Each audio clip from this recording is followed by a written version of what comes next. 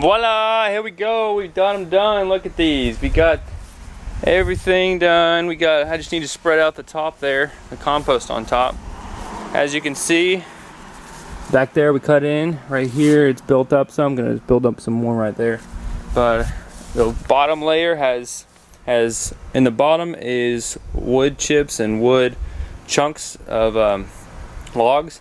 Next layer is topsoil, and it has some like more clay content, but I'm okay with that. I actually like that because that means more minerals and more benefit for the plants. And then we have about 6 inches of compost on top of that, layered on the top. And then on top of that is going to be mulch. Really what we're trying to do is, I'm trying to mimic what would happen in nature, because in nature you have all that old soil on the bottom, the subsoil, and then you have the biosphere, the area of soil that is usually about 6 inches or so, where most of the life is happening. Most of the soil life, like the bacteria, fungi, protozoa, all those guys are thriving in the surface layer. All the worms are going in and out. And then on top of that, you have a layer of mulch. Usually, like in the forest, you'd have leaves and debris from the trees. In fields, you would have grass from last year that has died. People call it thatch.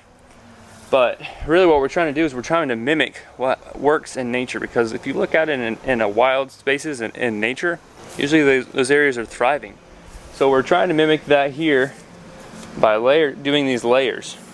Now maybe this week or next week I'm going to be coming through here with a pathway from right there, coming through here with flagstone.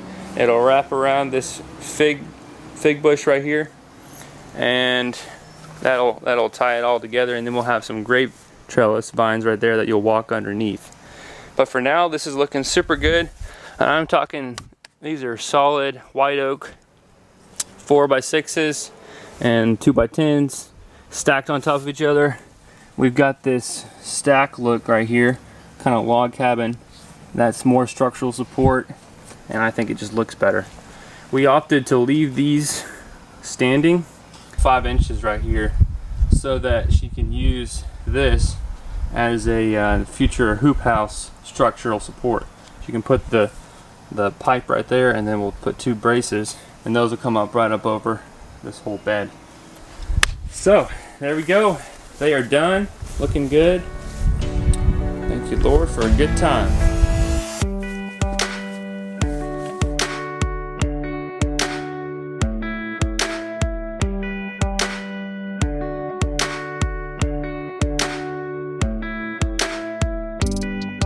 One thing I like to do is wet my beds down and really soak them right after they're installed, because that will ignite the soil life inside. Now as long as there's drainage, like this has drainage underneath, it's going to just come right through. Your beds have to have drainage. But if they do, then go ahead and soak them, wet them right after you make them, so that will kickstart all of the soil life. It's also a good idea to give your beds a week or 2 at least without planting into them. You can go ahead and plant immediately if you need to, if you want to, but the best thing would be to give it some time to kind of acclimate. You know, just think about it. You're adding organic carbon, you're adding a lot of nutrients. The beds could get warm, could get hot, depending on the material you're using. So you might want to give it some time to just acclimate and get used to the area before you plant into your bed. She is going to actually go ahead and plant into this in the next 2 weeks, and then after this fall season she's going to come in and put in about 2 inches of mulch. If you were using a different type of wood that's not as sturdy, I would suggest putting a brace in the middle right there. But for us right now, we were good to not have to put these in. I'm cleaning up now. Picked up the tarp. The tarp did a great job of keeping things clean over here, spraying down everything, getting the tools back in my truck.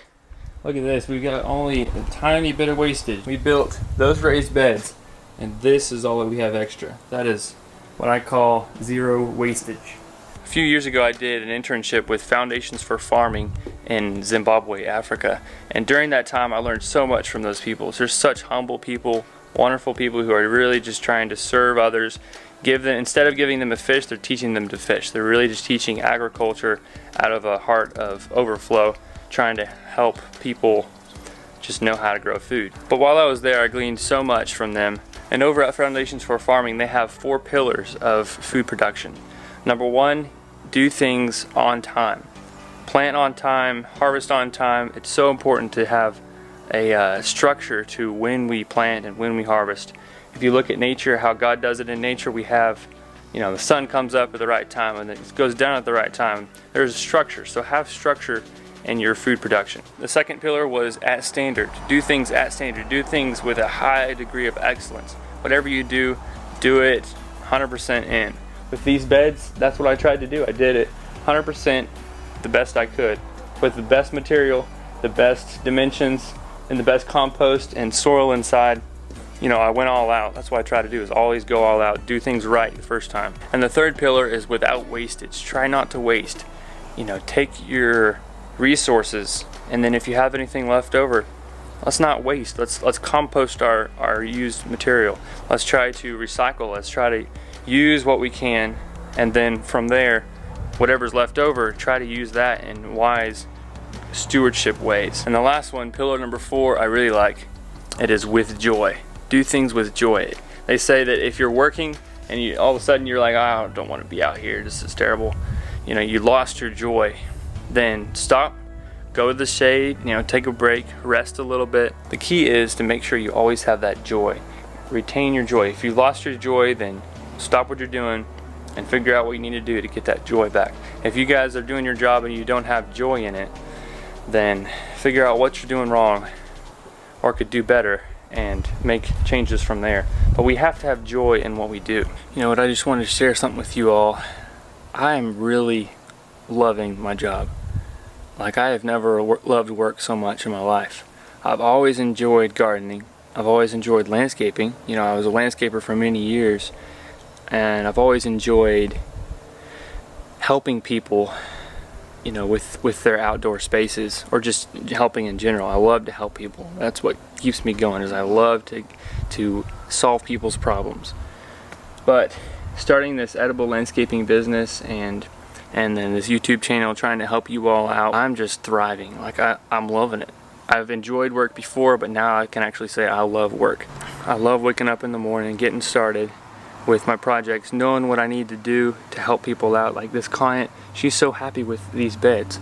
It's been so fun to just do my best job, give her some long-lasting, durable, heavy-duty, high-quality raised beds, and in the process help you all out with your raised beds and knowing how to do your gardens.